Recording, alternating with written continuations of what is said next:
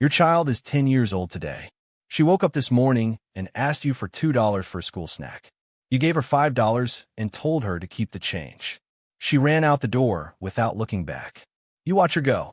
You stood at the kitchen window for a second longer than you needed to. You're not rich. You don't run a company. You work, you pay bills, you try to save a little every month, some months more than others.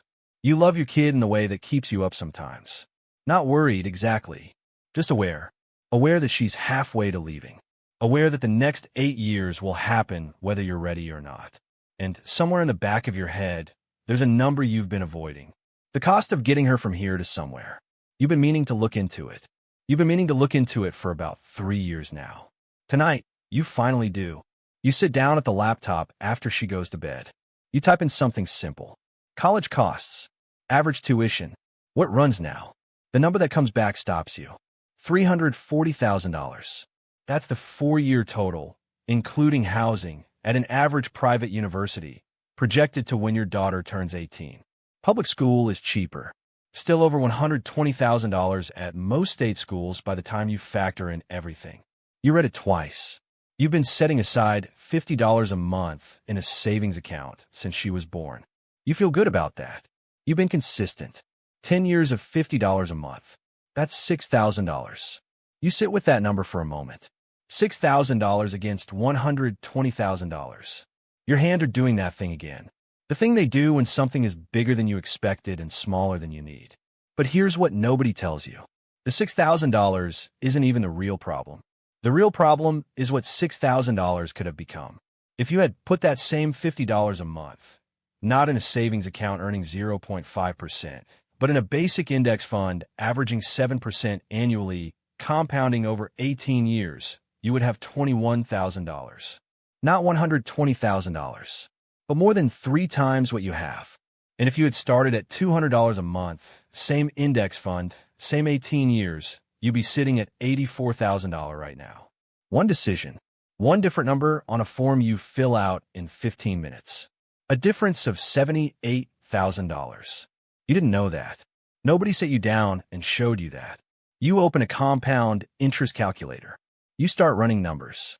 Then it happens. You realize it's not just about college. You look at what $200 a month from birth to age 65 becomes. In a basic index fund, no genius moves, no crypto, no timing the market. $1.2 million. Your daughter could retire a millionaire on $200 a month, starting now, if you make one decision this week. You close the laptop. You sit in the dark for a minute. You open it again. The next morning you mention it to your neighbor David. He's been talking about his son's college fund for years. You always assumed he had it figured out. He has a nicer car. His kitchen was redone last year. He tells you his son's fund has about $9,000 in it. His son is 15. You don't say anything. He doesn't either. You both stand there with your coffees, looking at the driveway. Then he says something that stays with you. I thought I had more time. That's the sentence. That's the one that follows you into the car, into the office, back home. I thought I had more time. And maybe you did. Maybe you did.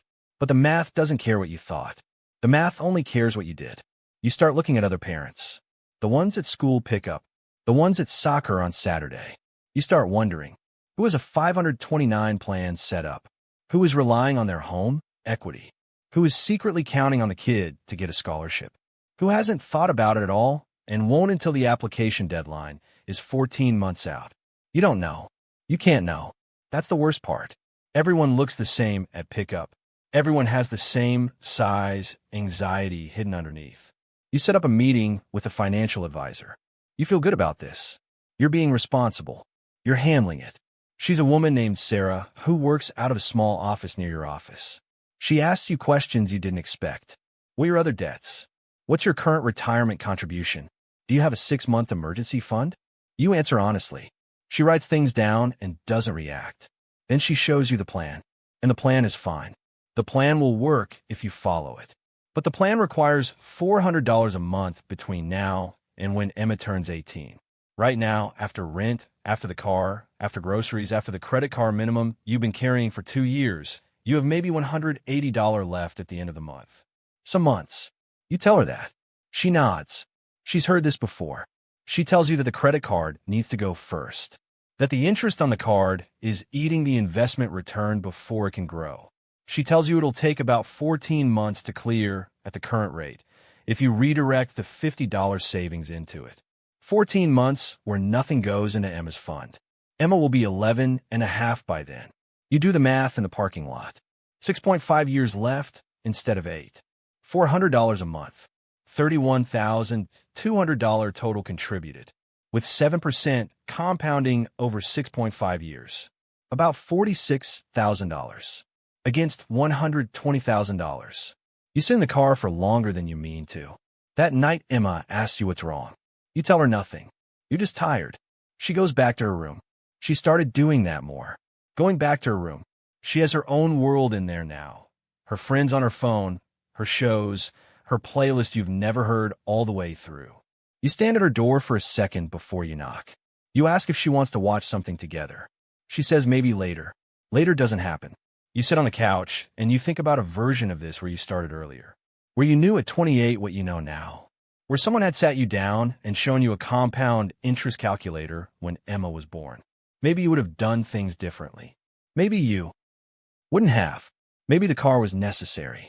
Maybe the credit card was unavoidable. Maybe life doesn't come with a timeline that accommodates good intentions. But maybe it does. Maybe some of it did. Maybe some of those choices had other options that you just didn't see because nobody showed them to you. You'll wonder about that for a long time. Then it happens. 6 months after the financial advisor. After you've cleared part of the credit card. After you've started the $200 a month into the index fund. After you feel like you're finally doing something right. Emma comes home from school and tells you that her friend Sophie is going to a private school next year. A good one. A serious one. Sophie's parents have been saving since she was born. Sophie is going to study abroad. Sophie has options. Emma doesn't say it like she's complaining. That's worse. She says it like she's just reporting information. Like it's weather. Like it's just the way things are.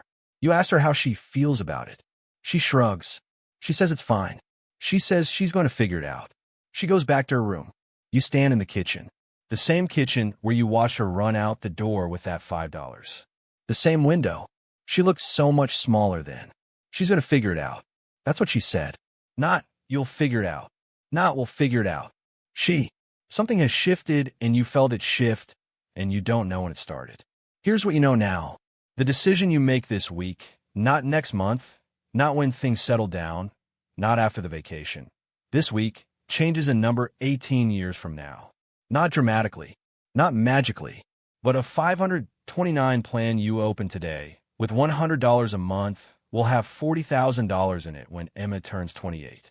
Not 18, 28, because if she can't use it for her education, it rolls into a Roth IRA in her name. And $40,000 at 28, left alone in an index fund until retirement, compounds to something most people never accumulate in a lifetime. You have to make the credit card go away. That part isn't negotiable. The interest rate is 22%. No investment beats 22%. That's the first move. Then $100. That's it. Not $400. Not the full plan. $100 a month into an account you don't touch. The number isn't the point. The decision is the point. Then it happens again. One more time. Emma is 28. You're sitting at her kitchen table. Her kitchen. A city you visit rather than live in. She's doing well. Not rich. Not struggling. She figured it out the way she said she would. She makes you coffee and sits across from you and asks you about your retirement. She's worried about you. She has your specific worry now, the one you used to carry for her. You tell her you're fine. She nods. She loves you. You can see it. But there's something she doesn't say. A question she's learned not to ask. About whether things could have gone differently. About the private school she didn't go to. About the study abroad that wasn't in the budget. About the gap year she didn't take because she had loans to start repaying. She's not angry.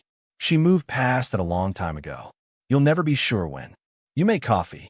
You walk out to the back porch. The neighborhood is quiet. The kids next door are in school already. You watch them leave every morning now. Different kids, but the same backpacks. The same run to the car. Your phone is on the table inside. The compound interest calculator is still open in a tab you haven't closed. Emma is still 10 years old. She's asking you for $2 for a school snack. She will run out the door without looking back. The stars haven't moved. The math hasn't changed. The only thing that moves is the decision. You made it this week, or you didn't.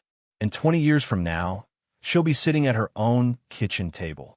And she'll either have a cushion you built her quietly without her knowing, or she'll be figuring it out, like she said she would.